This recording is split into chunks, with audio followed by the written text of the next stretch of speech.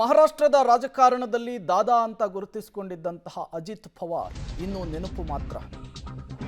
ಮಹಾರಾಷ್ಟ್ರದ ವಿಮಾನ ದುರಂತದಲ್ಲಿ ಅಜಿತ್ ಪವಾರ್ ಜೊತೆಗೆ ಇಬ್ಬರು ಪೈಲಟ್ಗಳು ಸಾವನ್ನಪ್ಪಿದ್ದಾರೆ.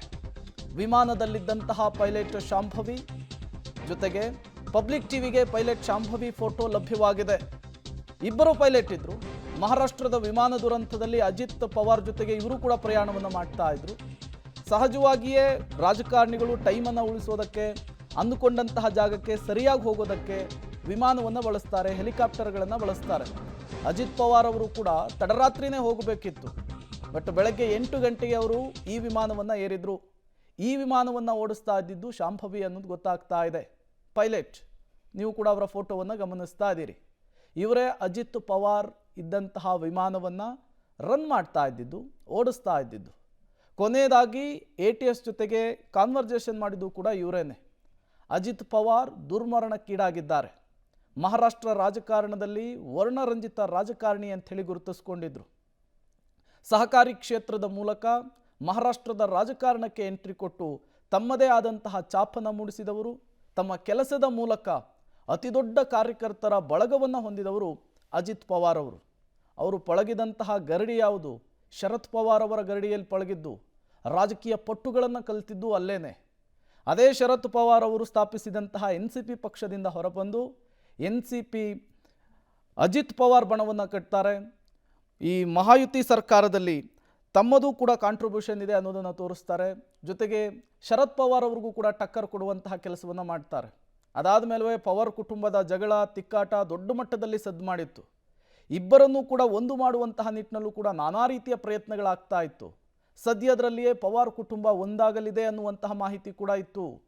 ಅಂತಹ ಸಂದರ್ಭದಲ್ಲಿಯೇ ಈ ದುರಂತ ಆಗಿದೆ. ನೀವು ಕೂಡ ಸ್ಕ್ರೀನ್ ಮೇಲೆ ಗಮನಿಸ್ತಾ ಇದ್ದೀರಿ. ದುರಂತಕ್ಕೀಡಾದಂತಹ ವಿಮಾನವನ್ನು ಓಡಿಸ್ತಾ ಇದ್ದಂತಹ ಪೈಲಟ್ ಶಾಂಭವಿಯವರ ಫೋಟೋ.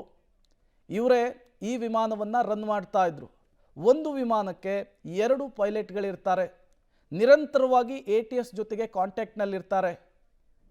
ಡೀಟೇಲ್ಸನ್ನು ಕೊಡೋದಕ್ಕೆ ಶಬೀರ್ ನೇರ ಸಂಪರ್ಕದಲ್ಲಿ ಜಾಯಿನ್ ಆಗಿದ್ದಾರೆ. ಶಬೀರ್, ಪೈಲಟ್ ಶಾಂಭವಿ ಅವರ ಫೋಟೋ ಸಿಕ್ಕಿದೆ, ಅವರ ಮಾಹಿತಿ ಸಿಗ್ತಾ ಇದೆ. ಇಬ್ಬರು ಪೈಲಟ್ಗಳಿದ್ದಂತಹ ವಿಮಾನ ಇದು. ಏನಾಯಿತು ಕೊನೆ ಕ್ಷಣದಲ್ಲಿ? ಆ ಬಗ್ಗೆ ಏನು ಡೀಟೇಲ್ ಸಿಗ್ತಾ ಇದೆ ಅಂತ ನೋಡಿ, ಈ ಒಂದು ಫ್ಲೈಟ್ ಏನಿದೆ 5 ಸೀಟರ್ ಆಗಿರುವಂಥದ್ದು. 5 ಸೀಟರ್ನ ಪೈಕಿ ಅಜಿತ್ ಪವಾರ್ ಮತ್ತು ಅವರ ಭದ್ರತೆಗಾಗಿ ಹೆಡ್ ಕಾನ್ಸ್ಟೇಬಲ್ ಒಬ್ಬರು ಇದ್ದರು, ಮತ್ತು ಒಬ್ಬರು ಫ್ಲೈಟ್ ಅಟೆಂಡೆಂಟ್, ಒಟ್ಟು 3 ಜನ. ಇಬ್ಬರು ಪೈಲಟ್ಗಳಿದ್ರು ಅನ್ನುವಂಥದ್ದು ಗೊತ್ತಾಗ್ತಾ ಇರುವಂಥದ್ದು. ಶಾಂಭವಿ ಪಾಠಕ್ ಮತ್ತು ಸುಮಿತ್ ಕಪೂರ್ ಇಬ್ಬರು ಕೂಡ ಪೈಲಟ್ಗಳಾಗಿರುವಂಥದ್ದು. ಸುಮಿತ್ ಕಪೂರ್ ಮೇನ್ ಪೈಲಟ್ ಆದರೆ ಶಾಂಭವಿ ಅಸಿಸ್ಟೆಂಟ್ ಪೈಲಟ್ ಆಗಿದ್ರು.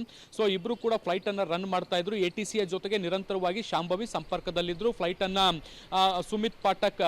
ಸುಮಿತ್ ಕಪೂರ್ ಹ್ಯಾಂಡಲ್ ಅನ್ನ ಮಾಡ್ತಾ ಇದ್ರು. ಫ್ಲೈಟ್ ಎಂದಿನಂತೆ ನಾರ್ಮಲ್ ಆಗಿ ಟೇಕಪ್ ಆಗಿತ್ತು. ಟೇಕಪ್ನಲ್ಲಿ ಯಾವುದೇ ರೀತಿಯಾದಂತಹ ಸಮಸ್ಯೆಗಳಿರಲಿಲ್ಲ.